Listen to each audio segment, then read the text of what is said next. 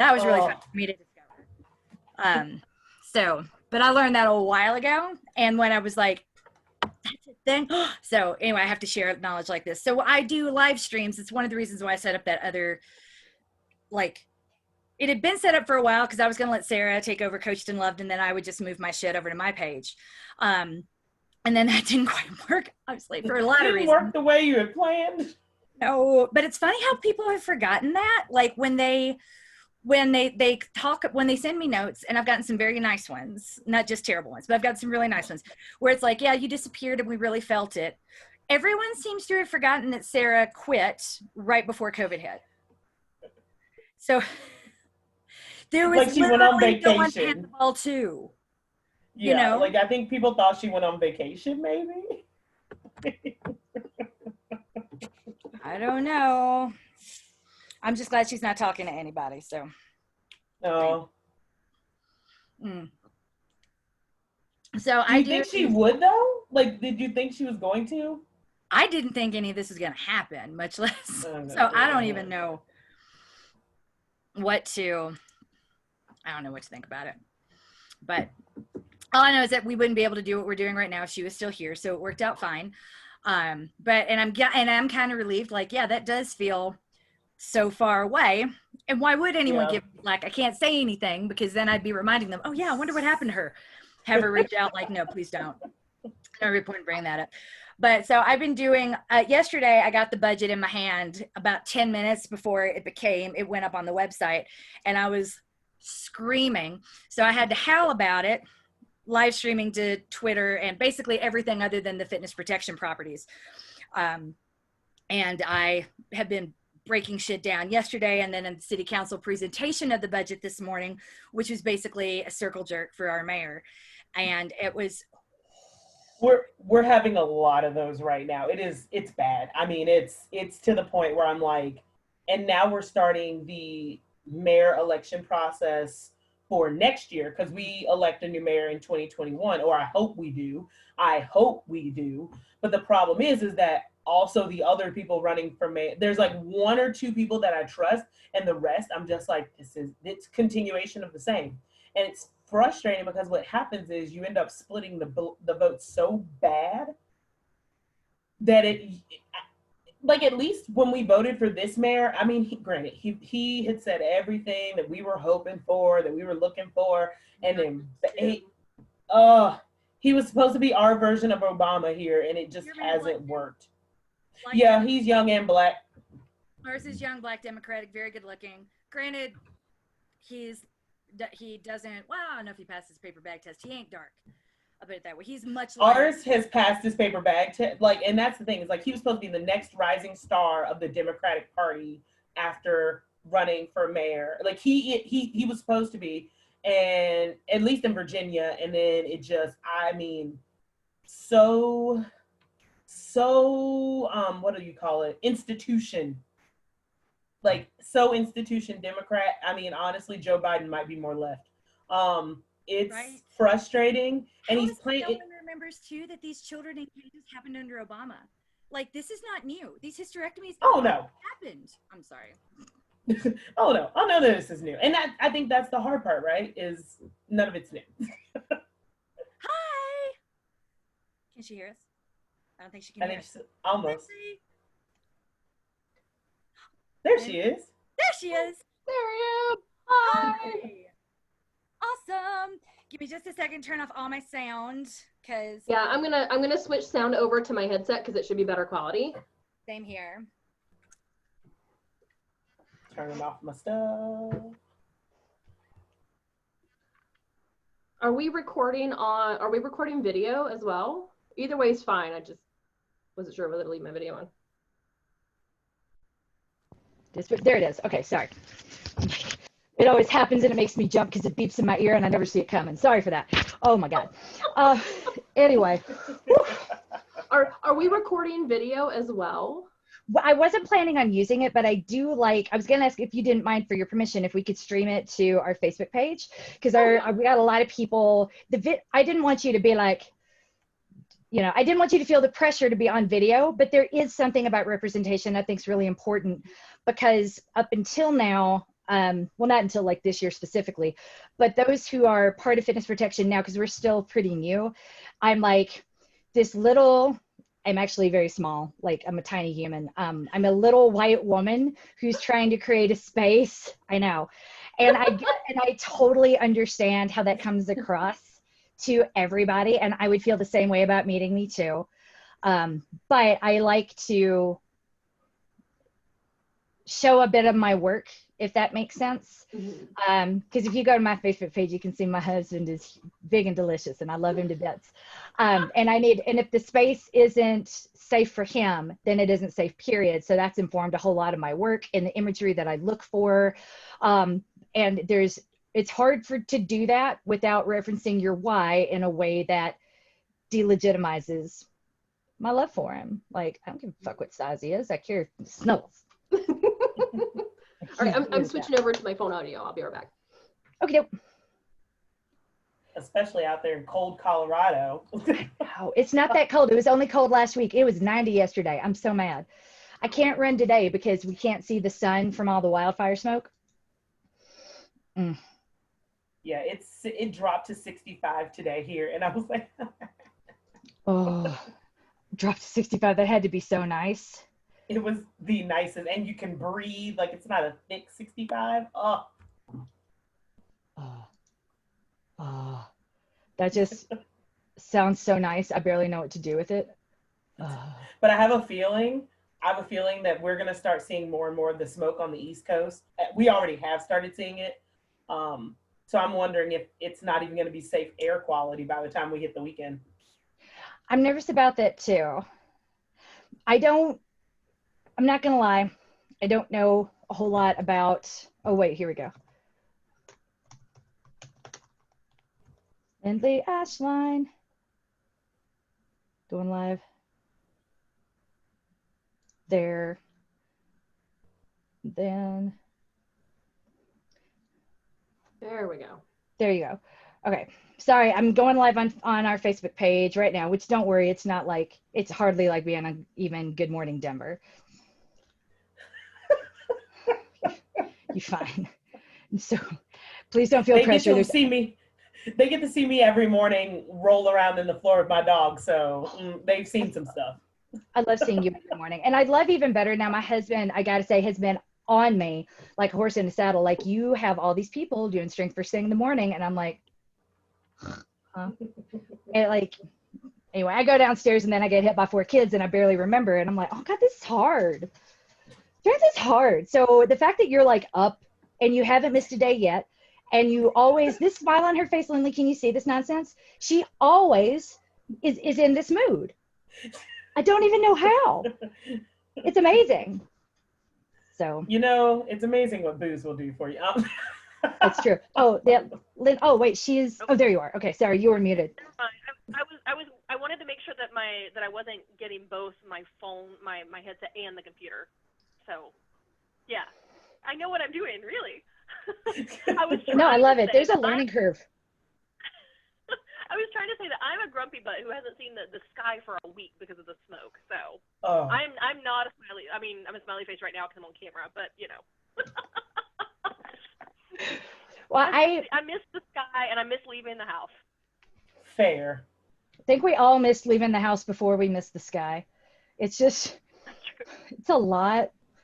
I'm sorry. This has been, so for this year, I kind of got caught up in a bunch of stuff that I'm not going to go into the ins and outs of it here, but everyone's had to hear about this so long in fitness protection. It's not even funny. When I hit July, I came back from vacation. I was just like shell shocked. I'm like, what next? Am I going to have a business in a few months? Like, who wants to run right now? And then the wildfires came and it's like, oh great, now half of my people can't go outside. Amazing. So it took this is the first podcast episode we've recorded in a while, because I was like, I don't even know what to say that wouldn't be, I don't want to say on brand, because I don't think about the brand as much as I think about like, what do people need to hear? I'm not big enough that I have to think about the brand, because it's worth. So it's more like, how do I help people? How do I meet them where they're at? And it's trying to figure out where they are right now. And it's been really, really challenging these fires have not made it better, but it feels like at least we need to be distracted for the next, 48 days? So here we go. We can talk about representation. What you see sometimes is exactly what you get, as it should be. Amazing. All right. So I'll do I'll switch out of this screen so it'll look really odd while I'm reading. I apologize for that. So I'm going to switch out of this screen and record the first part of the intro with the clap before and after, just to make it a little bit easier for our amazing, patient, saintly podcast editor. Because I make life really challenging for her without meaning to. I find new ways to do it every week. She is so great. Let's see. I'm going to screw it up this week, Chrissy. I'm trying real hard. Oh my Lord. Here we go.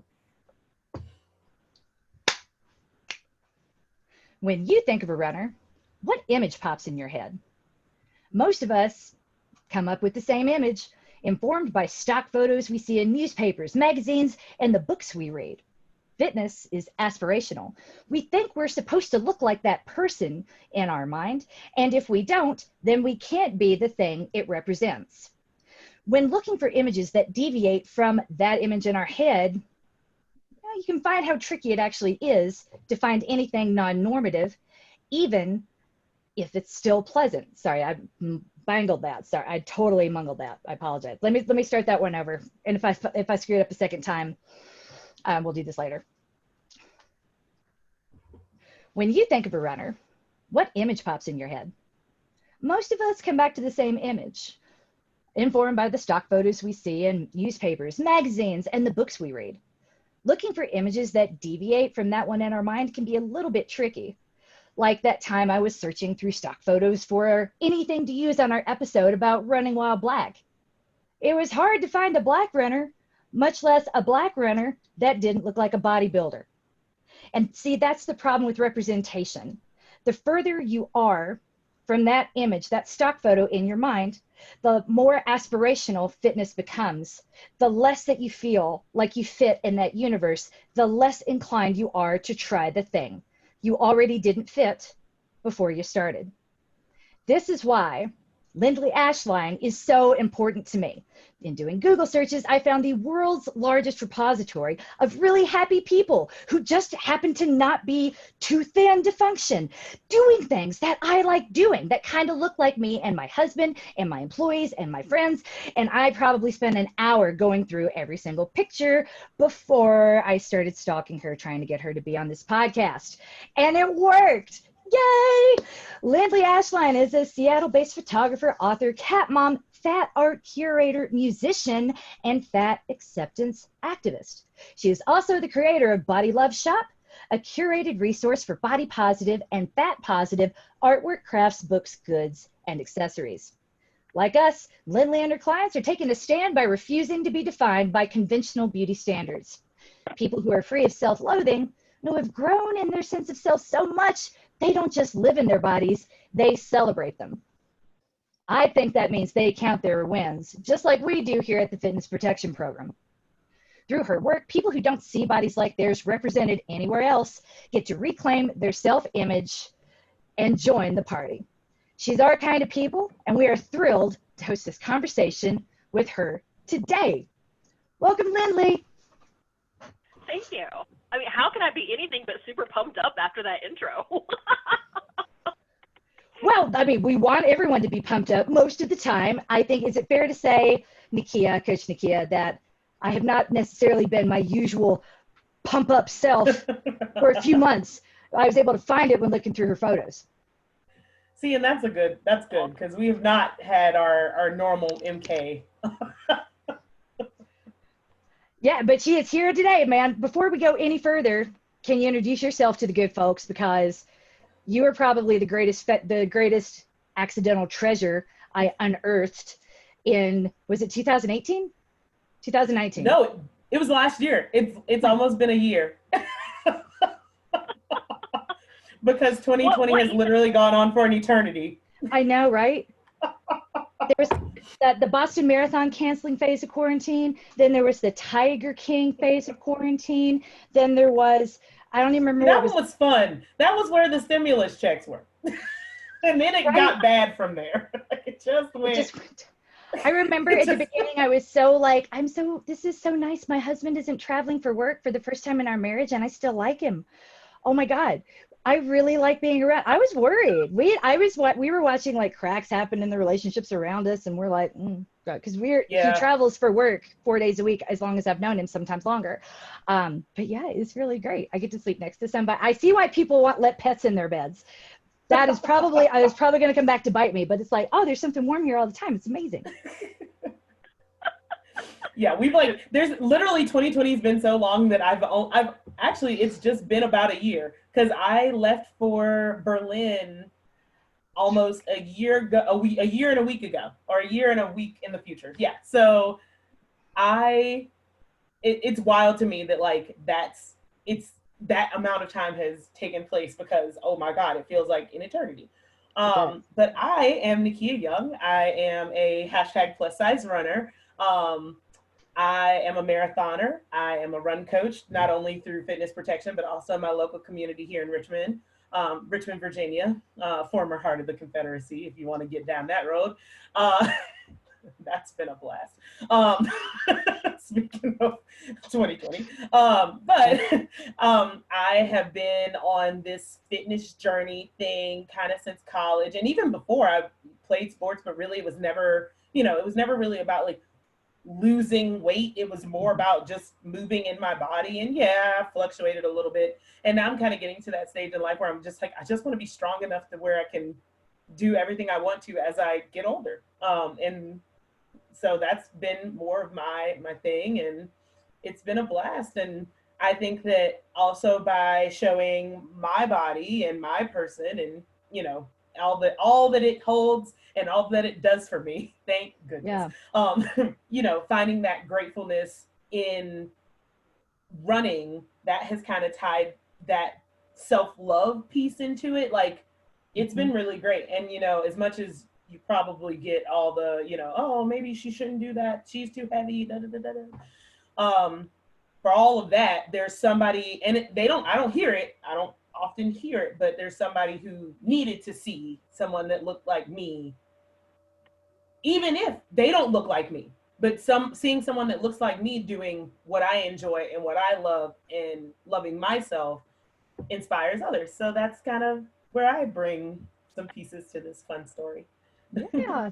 And the discovery of Nakia as well, which it laying like before I wasn't even started. It was better than that. Someone sent me a picture from Instagram of big long explanation underneath it about crying on the curb after the end of the Berlin Marathon, and above it was the picture of Nakia running in front of the SAG wagon. And I'm like, that's such an incredible picture. I love that. They had used that in their marketing, had brought her and some other fat Black running influencers to run the Berlin Marathon to expand that image. Look, you can do this too, promising them that they would be allowed to cross the finish line and get an official medal and official finish time, which is a big deal for a marathoner. And they lied. Not only did they not get a medal or an official time, they couldn't even cross the finish, which is where Nakia, who had brought her family to Germany for the first time, sat down and cried on the curb. Now I read this and I'm like, smoke out of my ears. I'm jumping through the computer because I'm that white woman that's just going to be like, yep. And I'm like, I know this fitness industry is terrible. They're awful. Something similar happened to my husband, and I am still salty about it. And take the race director, when he sees me coming, he goes the other way. Denver ain't that big. I hate Highlands Ranch anyway. It's fine. But I felt like I just wanted to bring her some karma to offset that experience. And that I was still figuring out what I wanted the sponsored athlete program to be, but I knew that if we were going to give anyone money, it wouldn't be people at the front. It'd be people, we'd take the back of the pack and make them front and center where they belong. Their space is just as legitimate. They're the anchors that keep this race happening. It ain't over till that last person crosses. And people need to remember that. So luckily, she was like, can we talk? Yeah, it took a while to get through, but I started coaching her one-on-one, just again for free, like to be like, I just want to even out the karma in the universe. And then later our work together inspired our now sponsored athletes. Then we just added our fourth. So that's where that came from. And it all started from a picture. So when I think about how important that imagery is, not just because you said to me immediately, well, I'm not a runner.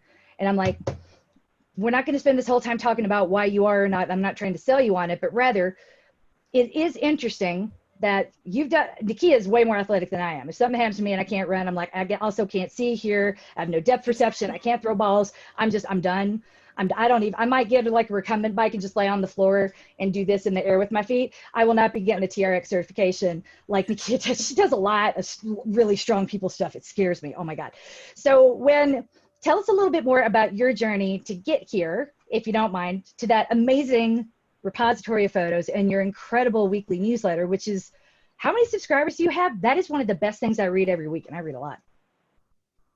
I have about 2,500 subscribers right now, and I'm Lindley, and I am in the houseplant phase of COVID.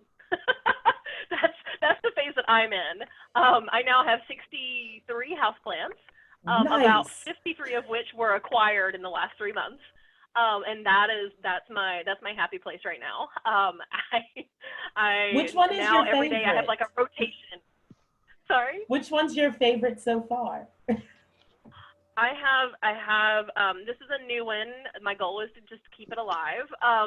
But my favorite is this tiny little alocasia tiny dancer that I have, and they're called tiny dancers because they only get about 18 inches high. And you didn't know when you subscribed to the Running Life podcast that you were going to hear about plants, did you? No. Well, we always like to say we are never really talking about the running. There are probably lots of people right now. They're like, I have an herb garden in my bathroom or something. Right. Well, Me and too. The most important thing to know about gardening is that there's always more at the nursery. so it's really the lowest stakes hobby in the universe. I mean, I've been killing stuff for a really long time. All plants, mind you. But I've been killing plants for a long time, and you gradually improve because there's always more. But yeah, I have an alocasia tiny dancer that is my baby right now. And it's only about 6 inches high, and it's very sort of graceful and willowy, and I love it. At any rate, as my wonderful introduction showed, I have my fingers in a lot of different pies, but I'm not an athlete. I'm not a runner. I'm not a yogi. I don't do Pilates. I don't lift weights. I'm a house cat. I move when there is something I need to accomplish, usually in the pursuit of food or comfort, because house cat.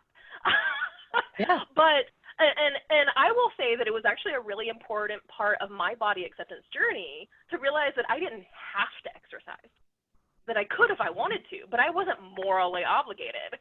And as a photographer, photography is actually a surprisingly athletic profession. It requires quite a bit of stamina.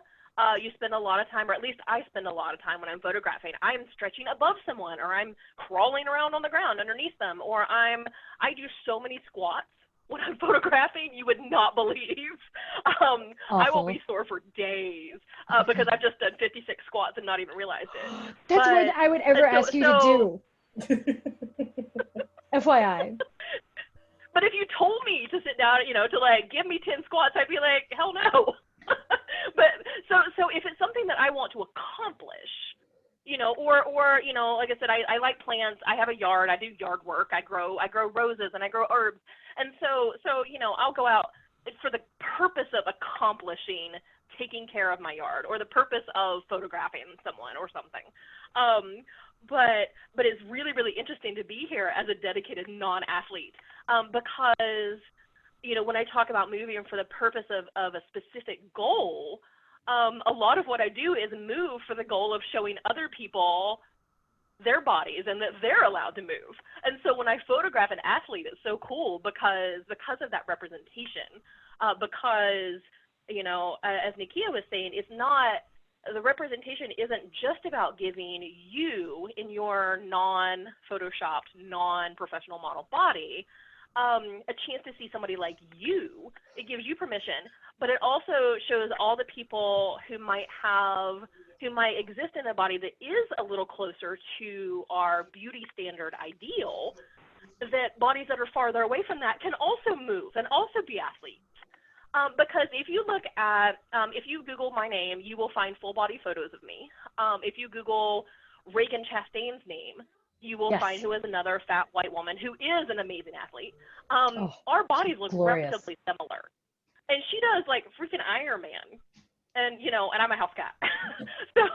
so it's just, it's so cool to be able to show that all kinds of bodies, and not every single person that I photograph has a bigger body, but none of the people I photograph look like professional models, because they're not.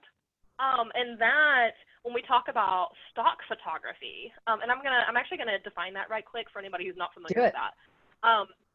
Stock photos are the photos that companies buy and bloggers buy. You know, a company could just be one person, but what companies buy to use in their marketing and on their social media and on their blogs, on their brochures, because most companies, even big ones, are not going to pay a photographer to do a special photo session or photo shoot, just come up with 2 photos for a blog post. You know, they're going to go buy them. And so stock photo repositories or stock photo websites are where they buy these from. And some of the big ones are Getty Images, iStock Photo, Graphic Stock, Dream Stock. There's a ton of them out there. And if you go look on them, and some of them are paid and some of them are free. There are free ones like Unsplash and Pixabay. And they are all of them are wonderful resources for representing human bodies, but only certain bodies get represented. And it's an industry where 99.9% of the bodies that are represented are young, thin, usually white, usually cisgender, usually straight, and so on and so on. And these people are actual models. That's what they do, amateur or professional, but they move in certain ways and they stand in certain ways and they pose in certain ways because that's what trained models do.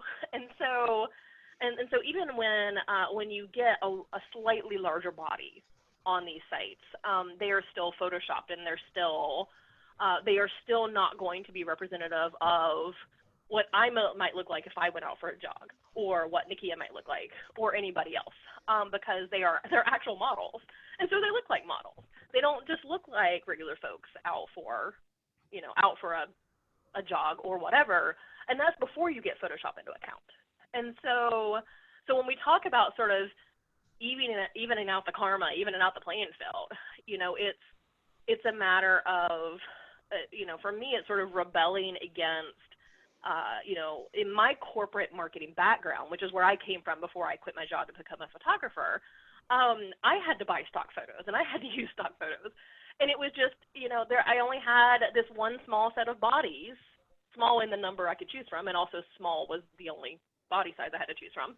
I only had this very limited selection of bodies, and it's like, okay, but not every construction worker is going to be a thin white cisgender man with like the exact salt and pepper hair looking at a blueprint in front of a half-finished building. Or like not every office full of people is going to look like, you have seen this photo, and I guarantee you, and you will never unsee it. It's the diverse boardroom photo. Yep. They are standing behind a conference table in front of a window. There are 3 white men of various ages, 1 Asian woman, and 1 black man, and they are all thin. And everybody is cracking up because once you see You've seen it everywhere. It's on every corporate website, on their careers page. Mm-hmm. or the black man and the white woman shaking hands, or whatever. Oh, that's my other favorite. Which was selected. Why? Because there was exactly one with a different color skin in it, and they just didn't go any further. Or that was the first one that popped up. Right. Mm-hmm. Right, and that's why they all look the same, because people are buying the same ones from these sites. And when I started doing the stock photos, it was because I got mad. I smile a lot on camera and I laugh a lot on camera. I'm kind of a cranky house cat, honestly. And so I get mad at stuff, and that spurs me to action. And so what happened was I started photographing clients in 2016. with boudoir and portrait photography, which I still do, and for private clients. And in 2016, Getty Images, which is sort of the grandfather, the big daddy of stock photos.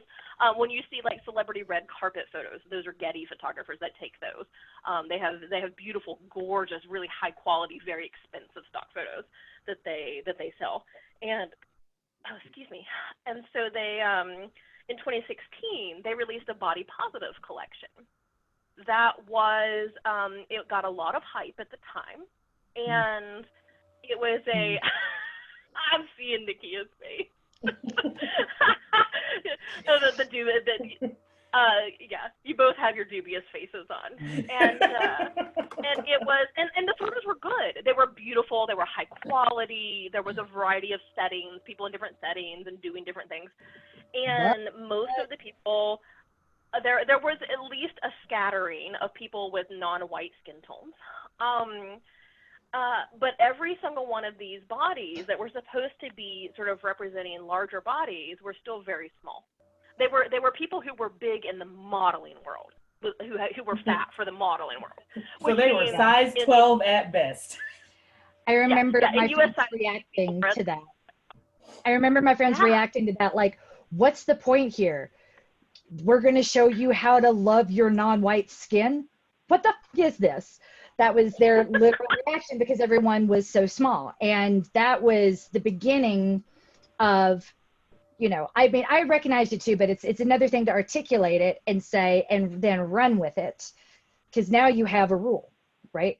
But then trying to make it not that can be tokenizing and even worse. Like, it takes a while to get to something organic, which is why a lot of white people just don't do anything. But I'm about to stop. How do you handle that balance? Because I mean, like you said, like one of the big things that, as a Black woman that's larger, I find that it's like people are striving, and especially now, as we like to call the Black Lives Matter discount or acceptance, it's like, okay, now we need to diversify our photos. Oh my God, how do we do that? And so then you've got people who aren't it's either like they get that assignment and the first thing they think is, okay, gotta go gather me some different looking people. And then it's like, okay, now we got one of everybody. Now everybody pose. So how do you handle that? Because I would. Well, I kind of feel like there's actually three different components of this. One of those components is the way that I operate. One of those components is the way the photos look, like what the resulting product looks like, the end product. And then the third component of that is how they're used by people who aren't me, by people who buy these photos and use them. And I feel like I'm actually going to start with the final one first, because I do get that question a lot these days, like, what is the point of companies buying these diverse stock photos just so that they can tokenize, isn't that just tokenizing people in non, bodies that don't exactly match the American thin white beauty standard? Isn't that just tokenizing? And the thing is that if you are going to buy photos and use them on your site, you have to back that up with action. If you have wonderful photos of Black bodies on your website, but you have 0 Black employees, or you have some larger bodies on your website, but you don't include larger bodies, like your physical space isn't inclusive of those bodies. There's nowhere where I can sit down when I come in. Mm-hmm. Like people can tell through their interactions with you as a company or you as an individual, whether you are practicing what you preach. So putting diverse bodies on your website or your social media is a start. But it can't be, if that's the only thing, that's when it turns into tokenizing, I feel like. Mm-hmm. And so as far as how the final photos look, actually, I guess that's really two things. This is the difference between speaking and writing. I'm just like combining things on the fly. So how I operate is reflected in the final images, because there are so many subtleties to the way that you as a photographer can operate in a way that makes a difference to the end result.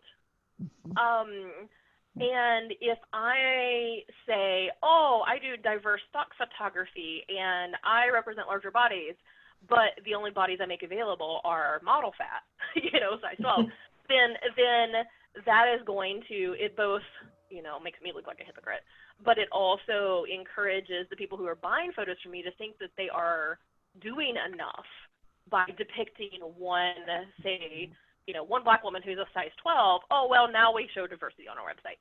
So I'm responsible, if I put that out into the world that I'm doing X, I have to actually do X, because otherwise I'm giving people permission to sort of be hypocritical about themselves. And so the way that I try, and this is a new field. Like, nobody else is doing what I'm doing. And so I'm just making it up as I go. And I want to put it out there that I do operate from a place of very, very white privilege. I live in Seattle, which is very, very white. And if you are watching this live, or you listen to this podcast and you see somewhere where I'm screwing up, please let me know. I'm open to that, because when I talk about this, like, I'm one person. And I'm feeling out a new way forward for photographers, and for working with, larger athletes and depicting larger athletes. So I may be talking, I may not be perfect in the way I'm representing this, and that's okay. But I think that's the point, right? Is like you're doing the work. You're intentional. The right. work. Like, and I'm doing, I'm feeling it out. Right. Like, I'm feeling it out in a way that I feel like is the best path forward. And 2 years from now, I may be cringing at this and going, oh no, I need to revise that because that wasn't good at all. But what has seemed to work for me so far is both, when I put out a model call, sometimes I put these out to an email list that I maintain, and then generally that's where I go first for people, and then and anyone who wants on that list is welcome to be on it. You don't have to be local, although I am not currently able to pay people to travel in, but you don't have to be local. Sometimes I might be, if I'm on the East Coast and I'm doing a session, I might put out something to that email list. But then if I don't find people on the email list, I'll go public with the model call. But can we get Nikia on your email list? Of course. Oh my God, she's gorgeous, and I think she's beautiful. Which is funny, because I was supposed to be in Seattle this year. That's right. Oh my gosh. I was supposed to be in Seattle and run rock and roll. So if it's still a race in 2022, I will reach out to you. Hey, please do. Yeah. So what I do is I put out these model calls, and I'm very clear that out of everyone who responds, I prioritize the fattest people who respond. And when I say fat, I'm using it as a neutral descriptor. That's not an insult. Because I and a lot of other people have reclaimed that word. But I prioritize the fattest people who respond. I prioritize by POC, Black, Indigenous, and people of color. I prioritize LGBT folks, LGBT plus. That is not limited to just those letters. And then finally, I prioritize people that I haven't worked with before, simply because it's good to have the biggest variety possible. And being in Seattle, it's been challenging because we don't have a huge community of color, and because I am a white woman, people don't always feel safe showing up to work with me. And I think that I have, at this point, I'm pretty sure that I've demonstrated both by my reputation in the community, because people talk to each other, and also the body of work that I have done, that I'm reasonably, safe to work with as a white woman. But like, I had to earn that. Yeah. Because, and I had to earn that reputation with people who live in very fat bodies, because, when I was first starting, if I heard about an opportunity to be on camera and I were a size 36 or a size 40, how do I know that this random lady is going to be good to my body? How do I know that they're going to work with me in a non-shaming way? How do I know that I'm not going to be objectified? And I mean, we've all seen those gross photos of fat people where it's like, clearly the photographer did not have that person's best interest in mind. You know what that looks like. I'm not gonna explain it here, but you know what that looks like. Like, how do they know and then layer on being Black on top of it? Like, and Yeah, then so later that- on being a different skin color, and then like later on, like maybe you have a situation in your body that you can't move in certain ways, or like, you know, thinking about ableism and things like that. It's like, Yeah. oh, you're right. Most stock photos don't have someone that's in a wheelchair, or don't have someone who, you know, uses things to get around. So it's really interesting to kind of think about it, because I've been very blessed in the few photo shoots that I've been included in. They went about it similarly to how you do, and at the entire time it was, how do you feel comfortable, or, you know, wear what you want. It's not a look we're going for. It's, you know, we want to make sure we have the spectrum because the spectrum uses this product, which has been nice. Right. But I know a lot of people have gone to photo shoots and things and were just treated so badly. Like, Yeah. just that you're like, wow. Like, and then you hear about it later, you're like, wow, that brand sucks. Like, yeah. like, I'm not going to buy their stuff just out of principle anymore. Or even the recent Vogue cover. I think it was Vogue. I think it might have been UK Vogue. Simone, The lighting was so bad. It's like, how she did looks you? casket sharp, if you know what I Yes. mean, and not the good way. They Right? did And her makeup wrong. They did her shading wrong. They did the and I'm lighting, like, none of it. None of it. It's like, you knew a Black woman was coming, and a beautiful one who doesn't pass a paper bag test. It's not hard to make her look good. It's really hard to make her look bad. And they did it. and they ran it. They should have reshot it or tossed it and said, you know what, we'll do this next month because we did it wrong, even if it means we put a white body on there. But yeah, that was such a disaster. And it's so, when the level of, I guess what I was trying to interject is, like, it's not even the level of professionalism, how experienced or how good a person is, still doesn't indicate that they get it when they are dealing with something non-normative. Oh, we got the best photographer. Best at what? That's a good point. Right, and there are I don't have a reference for this off the top of my head, but I'm sure if you Google it, it will come up. But I read something really fascinating last year about how, when Kodak film was developed, Yes. like, I mean, pun not intended, when it was created, it was created for white skin tones. I had no idea. So from almost its very beginning, photography has been literally created for white people and our skin tones. And there are fascinating articles on out there about studio lighting and video lighting, for not only photo shoots but also like movie, you know, video work and things, on lighting darker skin tones. And it's wild to me that this is like a specialty topic. Yeah. You know, it's wild to me that this was news to me in 2019, that film, and I work purely in digital, but it wouldn't surprise me if digital were the same way. And so you have to be aware of that too. And I do mostly natural light work, particularly in stock photos, because I tend to take a person to a setting and be like, just be yourself. If you're going to do yoga, you do the poses you enjoy. If you're running, that's to a certain extent, it's an artificial environment, because I have to have you run towards me 18 times in a row. I mean, I just love your face when you said that. If you're running, I get it. Like, that means I gotta. Because it is weird. It's so weird. I've done it, and let me tell you, running at people is I don't know how, even the skinny folks on these Instagram pages, I don't know who's taking these photos. Runner Instagram people, who are taking your photos? Because a tripod's not gonna help me at 0 dark 30. My iPhone isn't doing it. No. So I don't know where these people are getting these great shots at. And I'm like, I run alone all the time. Do you? Really? Yes. Right. I see those and I'm like, I can't do them. I've tried twice and both were so like, okay, I really don't need to do that again. Whoa. Talk is hard. Yeah, if you and I are working together with running photos, you're going to be running towards me at short bursts a lot. And then honestly, I'm going to pose you a few times, like you're running. You know, like, there's going to be a mix of both. Like, because most stock photos are also very artificial. Like, let me tell you, Yeah. so mainstream stock photography, if you see, like, we all know the photo of the 22-year-old model who's pretending to be a doctor. She's usually Asian. And she's in a pristine lab coat in like the hallway of a hospital that looks impossibly clean. That's because that's not a hospital.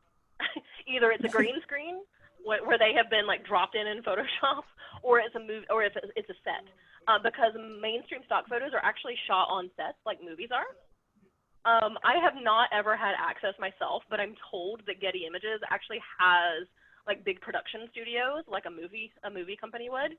Wow. And that's where they do their stock photos, is in these artificial environments, because that's where you can control the lighting and the space. Like I did a fat massage therapy photo session last year for stock photos that is now up on the website at bodyliberationstock.com. And I was squished into this tiny massage room with the massage therapist and her pretend client. And the shots, like you can kind of tell that I'm right on top of them. Like there are no wide shots because I was 2 feet from them. And that's what working in the real world looks like. And I would rather deal with the challenges of working in the real world.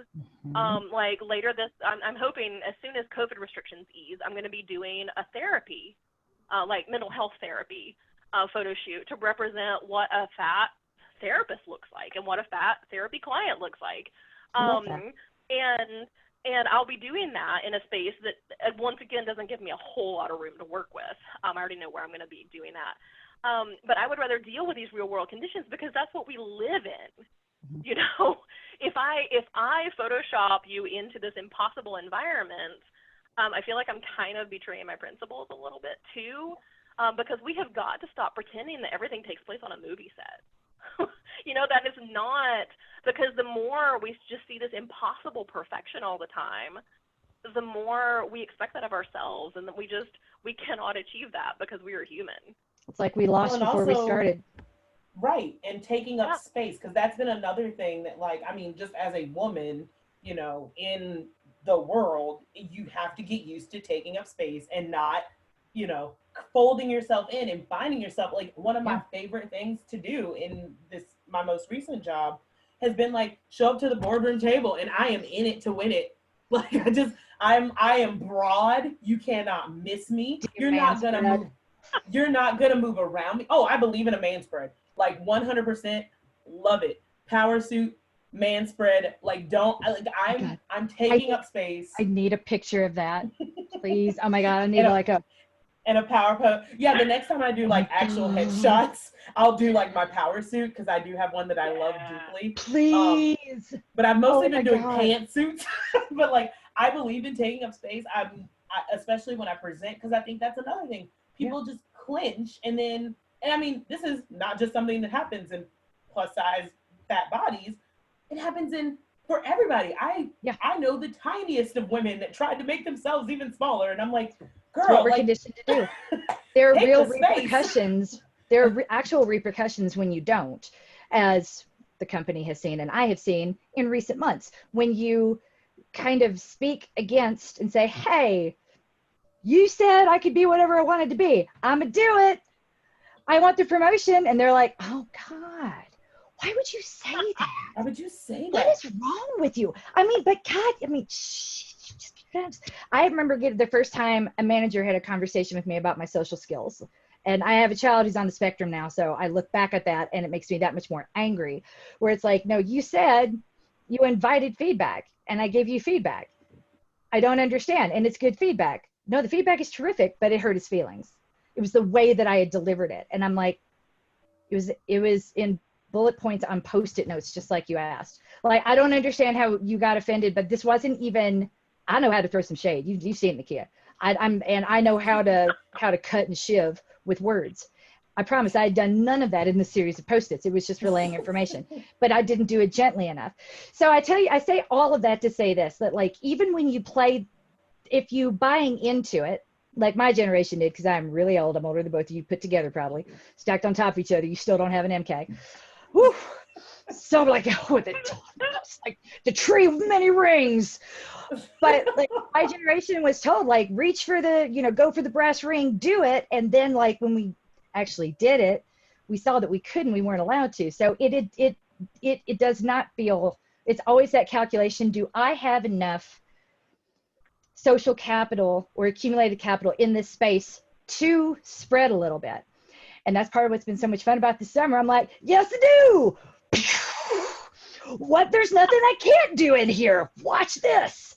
It's been really liberating. Like, this is what I worked my whole life to be able to do. And I would still probably not be able to be this free, this outspoken, or this much me in the corporate world. And I'll end on this. Remember when we have a sponsored athlete who is a transgender, transmasculine. I'm still getting used to saying that, transmasculine. It's a process. It is. Because we were super close before. So I use the wrong pronouns sometimes, and it's, again, never intentional, and we've had that conversation. But anyway, when we did a podcast together, going through, I'm like, if you do this once, you won't have to ever have it again. You can just tell people to listen to the podcast instead of having to you can be like, I'm coming for dinner. Answer every question. It'll make your life so easy. So we did, and Kate said, I'm me. I'm just more me. I'm the most me I've ever been. I didn't know there was this much me to be aligned with. And that quote stuck with me. And that's how I have felt this summer, being able to spread and flex and get away with it. And I think it's amazing if you can at work, Nakia, because I don't think many people can still. Well, and sometimes you kind of have to lead with the body, and then the person follows sometimes. Yeah. Sometimes you kind of have to, how they tell you before interviews, go in the women's room and do the power pose. And if you hold it for 5 seconds. And sometimes, when I'm not feeling, like I can do that, that's what I'll do. Or I'll broaden myself up and open myself up and be like, okay, if my body can do this, then the rest of me can follow. So I think that's still the same way Kate said. But that's still incredible to think about. When you think about the power pose, where did you learn that? It was an image somewhere. Was that image of someone with a body like yours? With skin like yours? With a smile like yours? Like, how did you feel? So that imposter syndrome is real, and it's informed by the stock images that are used everywhere. So again, might have been in a magazine with something that had been with a stock photo that was purchased. Power pose. And so you could be trying, and when if it doesn't feel right, and then you try it at work, it's like, oh, I did it wrong, as opposed to that image, it's not attainable. So it's not just fitness, but in so many walks of life, those stock images are so much more important than I think we can actually give ourselves credit for, because any image that is in here came from a repository that was actually quite limited. Yeah, and that's one of the coolest things about the stock photos too, is from a personal standpoint, is getting to work with the individual people who are modeling, because again, these are people off the street. I'm not dragging people. I'm not finding people in the street and going, "You're going to model today." But why not? That'd be hilarious. Right. Now, get naked and get in the river. One of my models, don't listen to MK. That's how Black people feel offended. That's how you end up on Instagram. Don't do that. No. We are not in the environment for that right now. Oh no, I wasn't thinking of Black people. I was thinking of white people. Because we kind of had it coming. I did recruit one of my models from a bathroom, I will admit. Okay, that's fair. I feel like the bathroom is a safe space. As you do, as one does, No, it was someone that I had run into a number of times in a corporate contract that I was doing, a part-time contract, and we had run into each other in the bathroom a number of times, and finally I stopped her and was like, please feel free to tell me anytime if this is creepy, but I would love to have you as a stock photo model. And she did, and we've remained friends, and she's a wonderful, wonderful person. But I'm not going to tell you who on the website it is. But from an individual standpoint, again, these are people who have volunteered, except for 1 or 2 people on the site. These are not people who have modeled at all. These are just normal people who have found me somewhere, or I found them somewhere, and they ended up modeling. And talking about the body leading the person, for a lot of these people, this is the first time, some of these folks, it's the first time they've ever been in front of a professional camera, or a professional photographer. Because quite a few of my folks come from socioeconomic backgrounds where that just wasn't that wasn't something they were ever going to be able to access. So I'm I'm able to hold that space for them where they're getting really high quality photos of themselves for the first time ever. But for some of my trans models, it's the first time that they have seen themselves in a high quality photo in their current, their current preferred presentation. And actually quite a few of my boudoir clients are actually trans folks too, who are experimenting with awesome. presentation. So cool. Which is I really love that cool. for them. It's really cool. And some of these are folks who are not out at all in their personal lives, so that is a totally safe place where they can come in and experiment and play with that and see, like, this is what this looks like when I am presenting this way, and I know that nobody else is going to see these photos except for me and the photographer. But these are people who are letting their bodies sort of lead them, because, or maybe maybe they're an athlete who's never seen their body in motion, or for whatever reason. And so they're not only getting to explore with me, because again, usually I will pose someone if they want to be posed, or if they're nervous, or if I'm looking for a very specific shot. I'll tell them, oh, I need you to, if you're going to do a tree pose, I want you to do it over here, But mostly I'll give people an activity to do. Blow bubbles in this field, twirl around. But I let them be themselves. I'm not trying to force their bodies into a pose that their body doesn't naturally want to go into. I'm not forcing them into a mold. I'm letting them be themselves, and then that's what's getting represented. And it's so cool because they know when they come in that they're representing their bodies not just to themselves, but to the world. And that can be very intimidating too. So it's my responsibility to make that as unthreatening as possible. We take breaks, and people know when they come in that they get to set the boundaries. If they need a break, they get the break. Like, we don't ever go, whoa, we still have 20 minutes to go before you can pee. That's not how that works. Yes. And if people get overwhelmed, they're totally welcome to just have me walk away for a few minutes. Like, I will leave and come back. Because if you're not happy and relaxed in a photo, you can tell. And says everyone who's ever seen the marathon photos ever. Yeah. Oh, they are so bad. Who pays for those? But every once in a while, when you get one that's good, though, it can be life-changing. Like, yeah. Whoa. And people, white women, still don't want to buy them.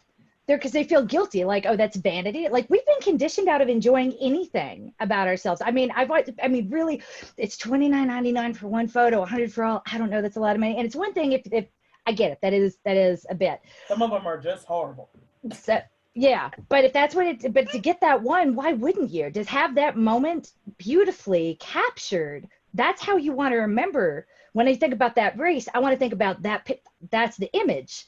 I don't know. I think imagery is such a powerful, powerful thing. And I love that you're doing that for people, because you might run 40 marathons and have one amazing photo. It's very rare. And when it happens, like, oh, that's not fair. It was her first marathon. I don't have one yet. Like and you're just, people show up and they're guaranteed to have probably more than one of those with you. Which is hilarious because I'm in a lot of stock photos. Yeah. A lot of like local race stock photos. Like, I end up on a lot of them. Like, you will get an email about the Richmond half marathon, and there's Nikki in an orange tank top. Like, there I am. I'm very lucky. It's funny when you show up in my feed, not from a post. It still makes me like, oh. It what happens to me occasionally where I'm like, oh, that's me. Wait a second, that's the Explore page. Which is one of the reasons why my Instagram is public, because I wanted photos of someone that looked like me to be accessible to other women that looked like me or not, to see like, hey, homegirl's enjoying her body, maybe I can too. Granted, I feel like social media has kind of taken that and run with it in some ways that I'm not very happy about. Mm-hmm. But I still think that there's value in me being on a public platform and allowing people access to my public things or images. Yeah. Yeah. Well, and that's actually something I want to pull out. And if you take away anything from this recording, I'd like for you to take away that if you are an athlete or you're not an athlete and you have been captured by a photographer or somebody's cell phone or whatever in motion, nobody looks graceful. Like, when you see stock photos of, because I just talked about this a minute ago, when you see photos of these gorgeous photos of thin white women running, and you know, they're captured in that perfect moment. They look focused and intense, but yet peaceful. And you know, and there's like there's a sun glow coming over their shoulder. They don't look like that when they run either. No, because the sun's coming out of They my don't look No, like they that don't. either. Okay. They you know, that like they've got lopsided boobs in that moment. I guarantee you, and it's been fixed with Photoshop. Or they had to strike that pose 85 times to get that one shot, and that's in controlled studio conditions. So when you see yourself captured, that motion captured, first off, nobody. I mean, you know, talking about that perfect photo, even that perfect marathon photo is probably not the same as like a studio controlled perfect stock photo of somebody running. And it's just really, really hard to capture bodies in motion. Like, if you've ever tried to photograph somebody while they're talking, Yeah. YouTube, everything. like, you they're go gonna on my have YouTube- weird Oh my expressions. God, yes. It's Yeah. horrible. Yeah. Oh. Yeah, bodies in motion. Like, we go through so many changes in the way that we're moving from like microsecond to microsecond, that's why you don't generally see photos of people talking. Like, we don't really, That's like, fair. we're smiling or we have some kind of expression, but we're not talking. And it's because it's that same bodies in motion thing. So if you are seeing bodies of, you know, photos of yourself in any kind of motion, you know, you're normal. You are not uniquely awkward or uniquely ugly because you do not look like a Photoshop stock photo of an idealized body that has then been taken beyond idealized with a computer, you know, in motion. That, because nobody looks like that. So if you take away one thing today, take away my awkward marathon photos or my awkward yoga photos or my awkward whatever photos are just as good as anybody else's. Because it's not about the body, it's that we don't really have the technology to capture bodies in motion in a still photo in a split second in a way that, like, it doesn't work for anybody. It's not you. Because it's interesting to harp on, to go back to a point you said, whether you think of yourself as a runner or an athlete or whatever. I do not think of myself as an athlete at all. I started running as part of my dad's cardio rehab following a quintuple bypass when I was 6 years old. And they were like, if you want to live, then, because you've got your dad's heart, then you it's like the medicine I take every day. It's not like, no one cares if I like it. I don't even care if I like it. Like, it's just sort of like, I got to do that. You know, like, everybody poops, MK runs. It's not like but mine is trauma informed and a very unique experience. So I guess that's the hard part too with trying to launch. I think there's definitely a thing here with fitness protection, and it's, you can win without a race, and you don't have to run. You know, being a runner is because you did it. It's not like a fraction that could be canceled out. Like, oh, didn't run for 3 days. Like it's like, because you lost your run card. Right. It's as though it could be fleeting. You are what you do. There's so much that goes so deep. And there are times when I'm sitting in marketing meetings and I'm like, gosh, there is a lot that we're going to have to overcome because, well, if I'm not an athlete, then I don't need a run coach, and I don't really need the run community. I can't justify it. It's like, oh, I'm a runner, I can do that without, but you don't. So, but I didn't run I haven't run for the past week, so I'm not really using it. So I don't think I belong here anymore. And it's a weird, we have to get away from how do we mitigate the no's to get into, and all we could come up with initially, I was like, couldn't find the photos that I wanted for my very first website. So I did a call to everybody that I worked with in my very first season as a coach and said, we're going to hit the big time, probably belly flop with, you know, my husband's hard-earned money. So would you help me at least have a pretty website to show for it? And everyone came out. And it's really amazing. If you go to my website, I'm super proud. It's like, that was not planned. I'm like, that was the team my very first season, except for 3 people who were out of town. They all showed up at 6:30 in the morning, did not run. And we laugh about it like, yeah, we don't look like runners because we're clean and we're smiling. No one ever smiles at you when you warm us up in the morning. I'm like, I know. I'm a morning person. I'm really annoying. I really am like this, like, most of the time. So, but I know it, and I lean into it. And I try to make it as much fun for people as possible. But I say all that to be like, I look at the website now and I'm just like, God, I got so lucky that this is who we are and what we do. And I have no way to communicate that because I'm combating those stock photo images of runners and athletes and, oh, that's not me. Therefore, this is not for me. So what advice do you have for people who are trying to make that sort of change? Not just like me in my business, but I try to get everyone to challenge that sense of identity.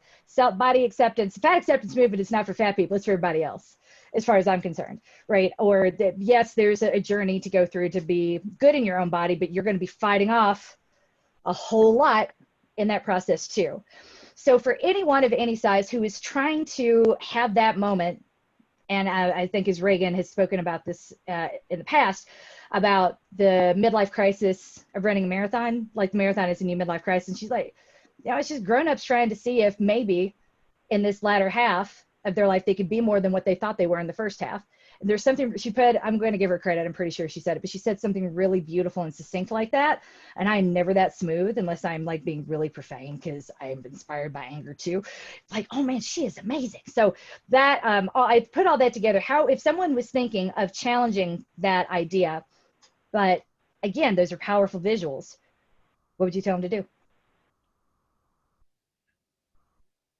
I mean, I think the key to everything, and of course I would think this being a photographer, but we know that we know scientifically, there are studies, I can get in touch with me and I'll give you a citation, but we know from studies that the images that we see do define what is possible for us.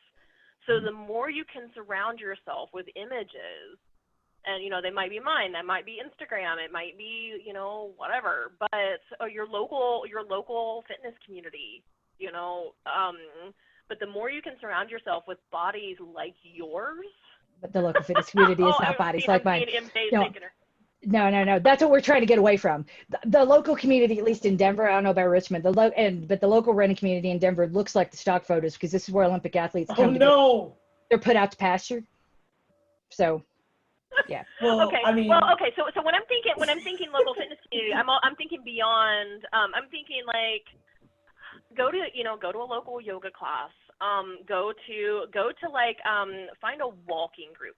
Oh, better yet, find a water aerobics class.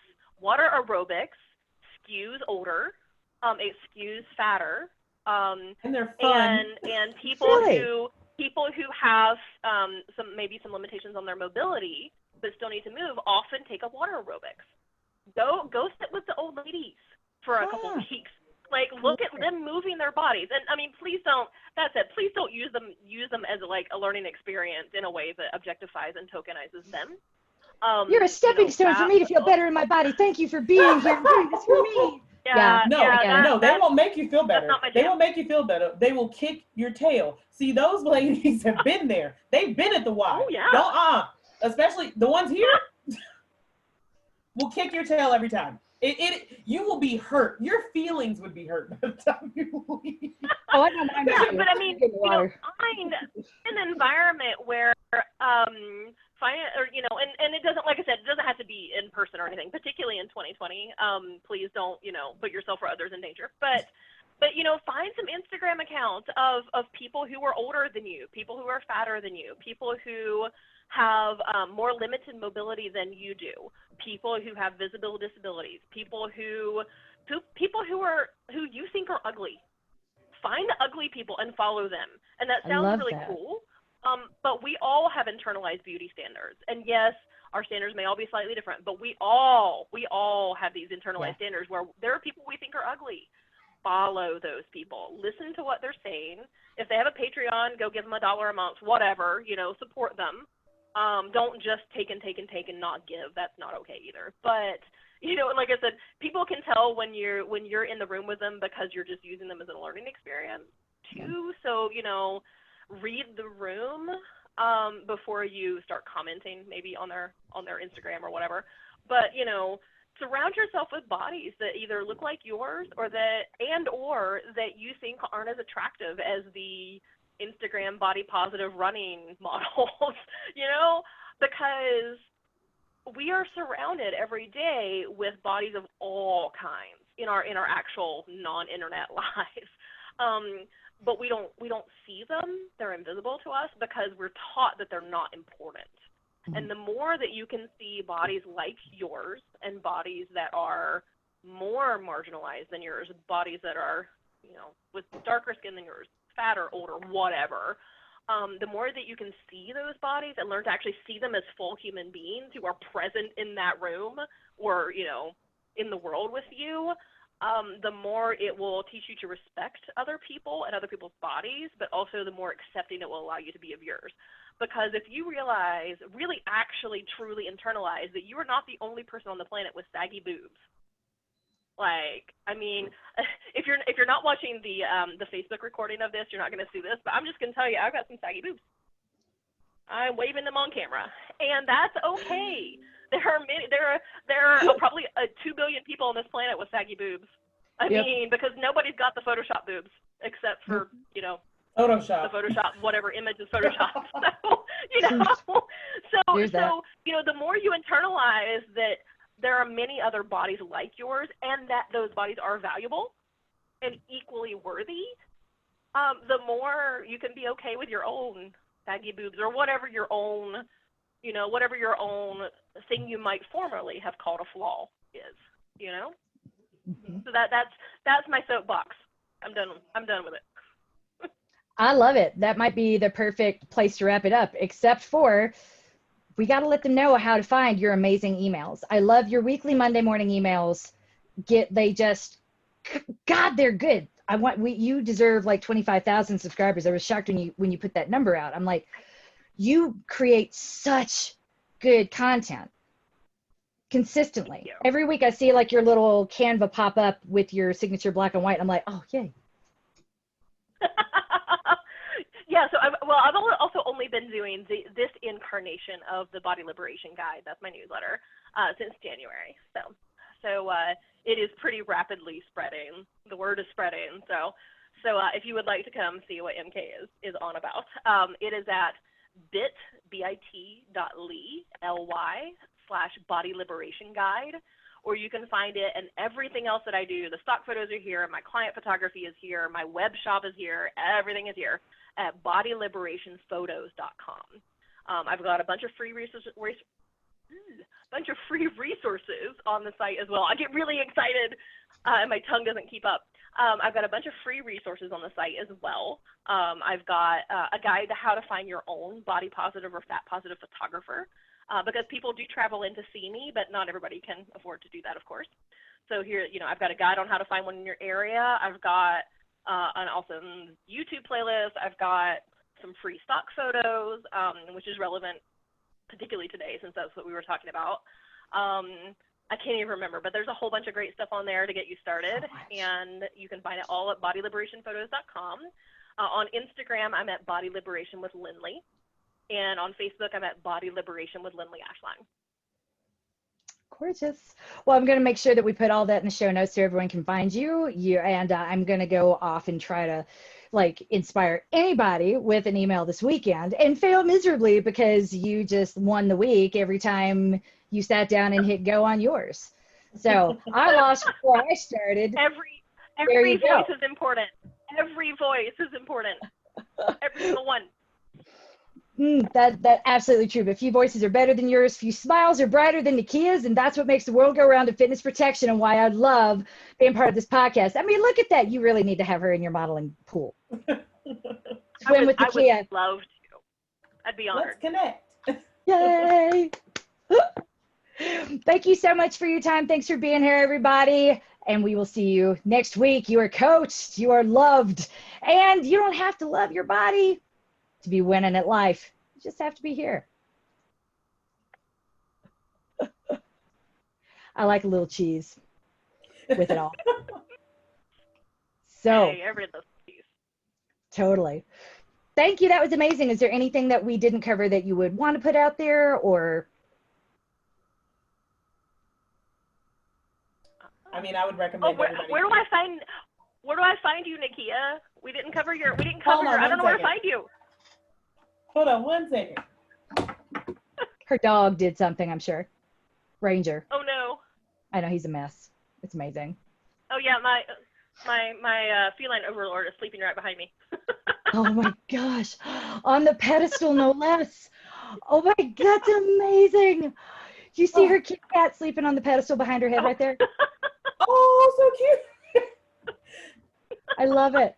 I love it. Oh my God. So you can basically say that I'm actually gonna follow you right now. My dog has been alerted. I thought that I heard my doorbell ring, but I'm like, does my doorbell even work? I don't know.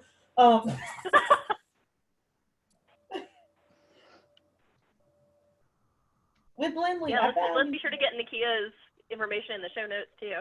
Nikia or Young, everywhere. pretty much everywhere. Yep. And because I like taking photos of myself in a bikini once a year and posting it to the internet. Oh no, seriously, she has been on a tear lately, and it's a glorious thing to see. I mean, not that I think you need to go through your makeup very often. I wouldn't wish it on you. Well, But so yeah, actually God, both of those bikini photos came post breakup, and it was mostly because I was like, I'm gonna end up on the explore page, and he's gonna be forced to look at me. and we all benefited from your petty. So everybody wins. I'm not gonna lie, everybody really enjoys it. So I look forward to it I'm going to do it every year where I buy a bikini, whether it be from Old Navy, Amazon, or Torrid. Torrid's been doing much better these days. And just post it. And like, yeah. And if there was some way that I could find to put it like on our platform, some of your photos are so good. I'm like, God, how do I work?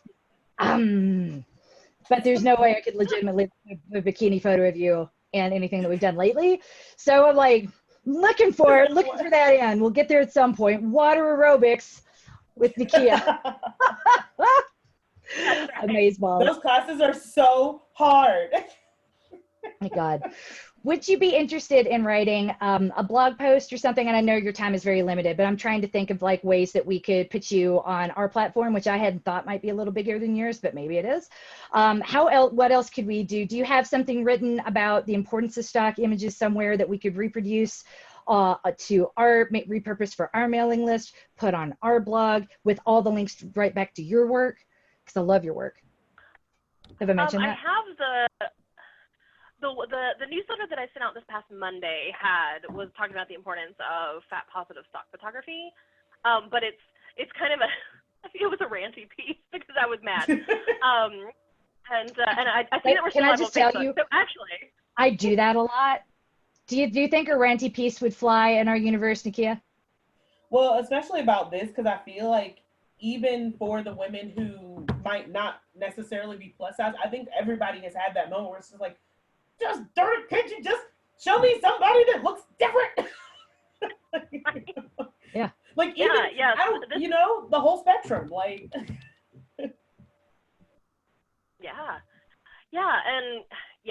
there's such a need. Yeah. Yeah, no, so this one was kind of ranty in a little bit of an inside baseball way.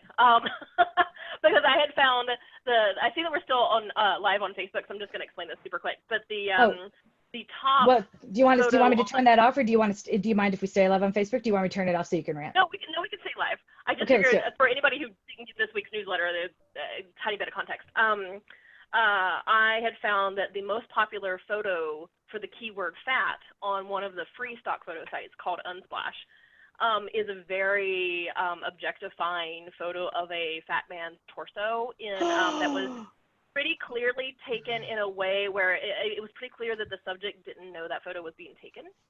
And it's pretty clear. It's pretty clear that he didn't get permission for that to be used, and it is a fat white man's torso being shown in a way that emphasizes his belly, and he is of course holding some sort of fast food, and it is it's just appalling that this is the most popular photo on that site for the word fat.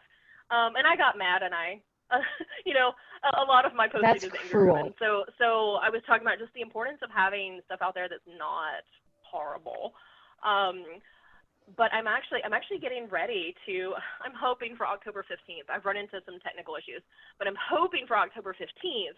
I'm launching my brand new stock photo site, which is going to be amazing with rainbows. And I hope. If it all works out the way that I am working towards, it will be amazeballs. So, at any rate, Point being is I could really stand to write something that's a little more dignified than just me going into the universe. I am rarely dignified. Just saying, you can just be, you do you, whatever you're ready for. We'll put it out there. I don't judge. Well, yeah, and it I'll happens totally so do that. frequently, right? Like it happens, like I feel like you probably run into this so frequently where it's just like, how? Like there's so many questions. It's like, aren't we? I mean, in the same way, I guess people feel this way about racism, but it's like, I thought we were past this. And it's like, no, we aren't. It's a daily struggle. Sure. Yeah. And when you call people out, they say something about self-awareness, and you're like, wait, what? Or I'm worried about their health, and you're promoting obesity. Like honestly, it's kind of funny because you were saying like, oh, it's not available in Denver, but I mean here, I don't. And here's the thing, I don't know. I don't feel like I'm being treated as a token because a lot of the ways that I have been displayed and shown across the Richmond spectrum, I feel comfortable with. Like, you know, if putting my picture of me smiling in the middle of a half marathon gets someone who's like who would have probably never signed up, if it gets that person to be like, you know what, maybe I can, then like it's done its job, right? Like I want my image to be used in that way. Don't you feel kind of guilty when you do that though? I mean, because that's like false advertising. No one is smiling in the middle of a half marathon, Nakia. Except for me. and it's because I know the specific. So we're very lucky here, I will say, so blessed. And it also might just be because I'm a local celebrity.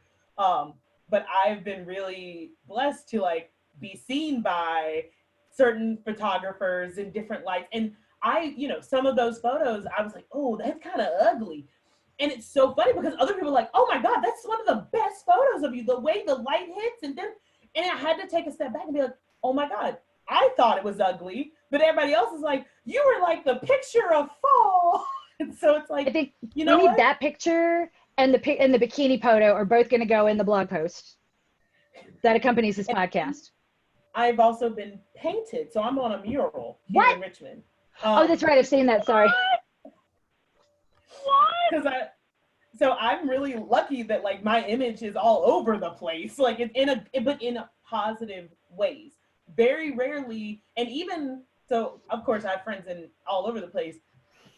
When a photo of me gets shared, you know, of course, it's like, oh, does anybody know this woman? Like someone reached out to me, it's like, hey, somebody posted this photo of you, and the comments were like glowingly nice. Like it was like, I was like, am I living in a weird utopia? Like, or like, did they delete the fat shaming comment? Because you never know, right? Well, there was a big long article in The Cut that, and I don't read The Cut or the New York Magazine very often, but sometimes when they get it right, they get it really right. Emily Ratajkowski, the girl in Alan Thicke's music video, and she was in Gone Girl. Like she shows up from time to time. She wrote this really just like mind-bogglingly good essay about a series of photographs that she did when she was younger, and how that photographer then exploited them into like, as she became famous, and he has made more money, like something for like 10 times more money off of those photos than she has earned in the ensuing 10 years. And she got nothing for it. And it's just like, you never own your own image. I know it's not the same as but like that guy took photos like, yay, I'm here. And it's like, I wasn't set up for that. She wasn't agreeing to this. It's so like when you don't own your image, it's like, that's not your work. It's a really horrifying thing. And we live in such a digital world that it's almost it is scary. Like I imagine like the photo that you were talking about earlier where that guy didn't know. Like, you know, I do think about that. That's something that's always in the back of my mind. Like, and you know your body. Like I know my body well enough to where I'd be like, that's my ass. You know, like it's just right. Like I know, you know what patterns of clothing you wear and the things you do. Like I know when someone has or could have taken a photo of me without me knowing. And it's a scary thing, especially being in a plus size body. It's a little bit different now because I feel like at least here in this community, people know who I am. Like, Oh, yeah. or, you know, I'm in enough spaces and places within the runner digital community where somebody could be like, oh, I know her, and they would let me know. But I worry about folks that like don't have that luxury, because it's something that can always be, you know, turned on its head. But I feel like, and at least it's getting there in an online way, that people are less likely to do some of those things because they know it's going to cause a firestorm. But you are beloved, right? It's think about the person who isn't, right? The fat person who isn't likable or viewed as nice, or that makes you feel uncomfortable, that nothing you do warms them up. You know what I mean? Like, I feel like they wouldn't, there's a likability factor when you deviate from the norm that I can't quite articulate well, that we've only just as a society starting to acknowledge actually exists. Like, it's okay to be fat if everybody likes you. It's okay to be fat if you dress in those red bikinis and smile. There's an acceptability that like, but it's like, oh, Nikia, she won't, you know what, we probably shouldn't do that to Nikia. I don't think she'd like it. Oh, this guy, oh, well, whatever, he asked for you. Right, and I worry about that because because also people kind of tie that likability piece. I mean, it's in the same, I feel like Lizzo went through something really similar where it's like people were like, oh, well, we love her because of her personality and she's so great. And it's like, well, also, like, she's an amazing singer. Like, even if you took away all the visuals, her music is amazing. She bounces across the stage for 3 hours and then still has the capacity to play the fucking flute. The flute! Have you played a flute? This is hard. I never want to do that again. That's how I feel about it. Music aside, just like respect the work. Well, and just respect people for being people, right? I think it actually, that's another thing that we're struggling in a lot of aspects of the American society, of just like, that person's a person and therefore they deserve like clean air and water. Ding, like, it's this is where, this is where I try to like turn the thinking on its head, right? So the people in the back of the marathon are doing more work than anyone there, because they had to think of what they had to overcome just to decide to say yes, and find a way to explain it to people so that, no, I'm not trying to lose weight. Thanks. F off. I'm just doing this thing. I'm just doing this thing. Quit assigning that to it. Or, and to go through the training, especially in a body that now we know it probably might not always that safe to be in a mask, much less running outside in any circumstances anywhere. Like, there's just a lot that before you even get to the day where it's like, okay, well, it took them 5 hours. Doing one thing for 5 hours or longer for a full marathon. Oh my God, it's hard. It is hard. So they went into this knowing. It's one thing when you have a runner who thinks this is going to take 3.5 hours and then it ends up taking longer than that, and they're physiologically not ready to do something continuously with walk breaks for 4.5, 5 hours. But when you have someone who's like, right, this is going to take me 8 hours, this time I'm going to do it, and they do it over and over again, like some people I know, that is a mind-bogglingly large commitment to more work than I would ever voluntarily do. And she does it all the time while getting her yoga certification and TRX license. So I say that. I might also be working on my cycle instructor. I figured that from the last few things that I see in come through your training peaks. Anyway, I mean, that's hard. That's so much work. But at the same time, so much work. You know, but you like it. I like it. I'm not judging. See us in those spaces, right? Like, I love it. I was young once too, chicken. I was this young spring little chicken running around.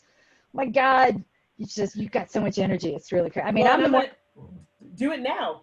I'm doing it now because at some point in my life, you know, I'm not gonna have that time. I mean, I don't know. I would be focusing my efforts internally on a family and things of that nature. But like, you know, now's my time to kind of like parse that out and do those things and be a public figure. And it's not like, oh, I'm a public figure because it pays, because Lord knows, like that. I'm sorry. We will someday. No, it's not you. But it's like, I think a lot of people just need to see more, like, just different bodies doing different things. Like, you know, you show up to the race is here, and I'm sure you guys have seen it too, where you show up to a race, and I mean, it's the full gamut. It's not just you know, your 3 hours. You see the full gamut. Oh, my other favorite, 5Ks. Like, if you go to a 5K, you're going to see the full gamut of age, like sex, because everybody's like, oh, it's just Humanity. a 5K. You see the whole thing. And that's the thing I think more and more people need to see, because for me, that was kind of cool. I was like, oh, like, so other people do this and they like aren't perfect runner, spinning fast people. Like, it's seeing just that one, one color run that I did. I was like, well, maybe this could be fun. Maybe this is okay. And I think more people just need to see it. And that's maybe something that needs to happen on LinkedIn. That's something that needs to happen in the photos that colleges send. That's something that needs to, like, there's more. I think marketing is one of those big things where, like, you can put it out there and then, the rest of it follows. But like, if you're showing me stock photos of my alma mater is very bad about this.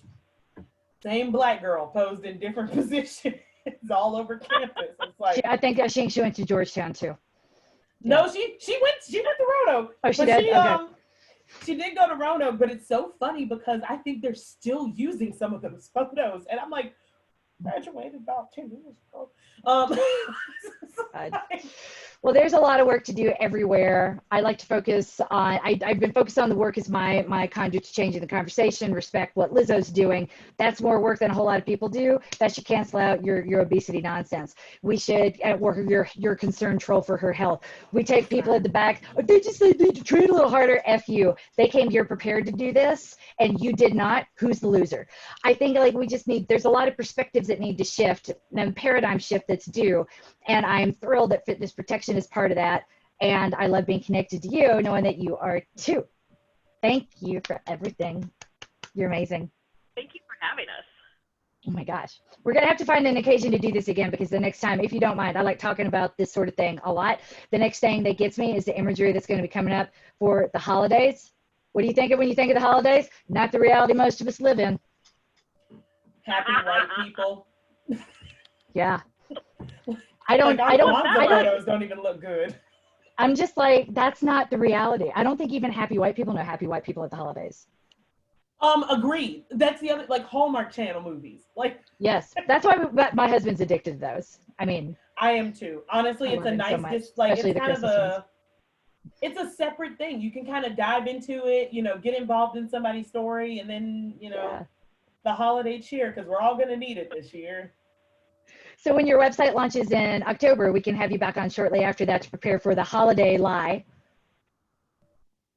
Yay! Make it real. Yeah. I love it. Love to. Love it. This has already gone so far that happens with Nakia. She and I could talk Blue Street for 2 days without stopping. We could talk a marathon. You probably could. That's my kind of marathon right there. No, Sign me up. Totally. I'm training hard. This has been an amazing 90 minutes, and I appreciate you so much. You'll hear from us soon, and I'll be in touch to get everything, all the links correct for the show notes. Wonderful. Thanks. This has been so great. Thank you. Have a good day, you. ladies. Thanks. Bye. Bye.